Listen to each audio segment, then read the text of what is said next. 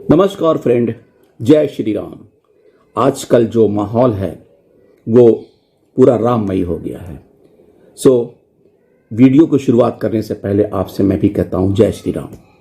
Friends, हमारे कई साथियों ने इस बारे के रिक्वेस्ट किया था कि बैंकर्स का जो डीए क्या होगा। हालांकि ये सबको पता है कि अक्टूबर, नवंबर, दिसंबर के कंज्यूमर प्राइस इंडेक्स के हिसाब से ही डीए का कैलकुलेशन होता है और हमारे पास अक्टूबर नवंबर का ऑलरेडी सीपीआई इंडेक्स डिक्लेयर है और दिसंबर माह का इस 31 जनवरी या 30 जनवरी को डिक्लेयर होगा। तभी हम एग्जैक्ट पोजीशन जान सकते हैं।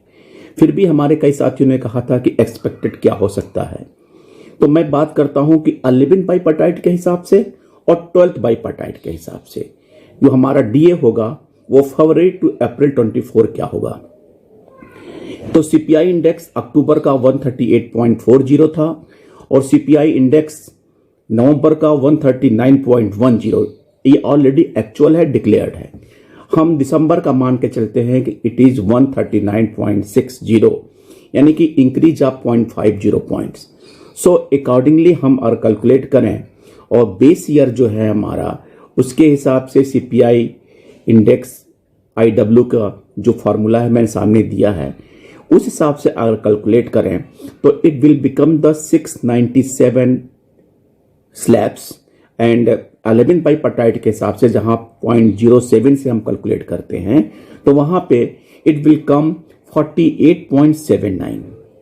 और जो ऑलरेडी जो हमारा प्रिवेलिंग रेट चल रहा है यानी कि नवंबर, दिसंबर, जनवरी, वो 48.51 है, यानी कि hardly it will increase of the 0.28%।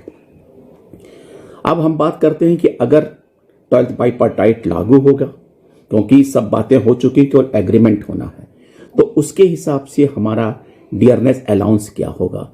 हालांकि जो हमारे साथी एरियर का कैलकुलेशन ऑटोमेटिकली अपने हिसाब से कर रहे हैं उनके लिए मैं बता दूं तो जो क्वार्टर है वो नवंबर 22 जनवरी 23 के लिए जो डी रेट होगा वो 7.44% होगा।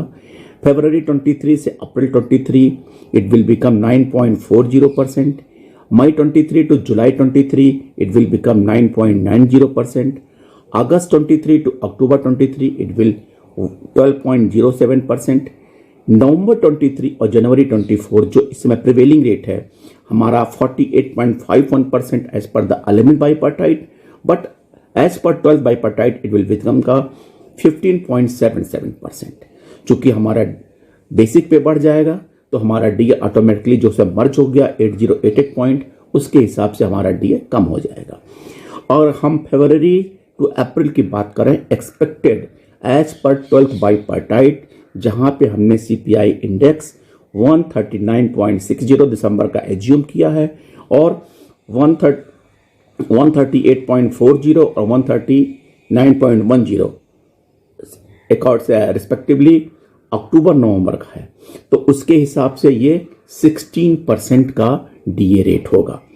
और यानी कि अगर हम फरवरी से अप्रैल के बारे में देखें तो एक्सपेक्टेड रेट जो है वो 11 बाइपार्टाइट से 48.79% और 12th बाइपार्टाइट के हिसाब से इट विल 16%। ये बैंक एम्प्लॉइज के लिए है। और अभी चूंकि रिटायरीज का जो 12th बाइपार्टाइट के हिसाब से कुछ अभी पता नहीं चल रहा है कि उसमें एक्सग्रेसिया क्या होगा, पेंशन का क्या, डीए का क्या होगा, इसलिए उसके बारे में कोई एक्सपेक्टेड फिगर आपको अभी नहीं दे रहा हूं। हाँ, 11 बाइपार्टाइट के हिसाब से जो पहले प्रिवेलिंग चल रहा है उसका मैंने वीडियो ऑलरेडी आपको शेयर किया हुआ है। थैंक यू फ्रेंड्स, नमस्कार।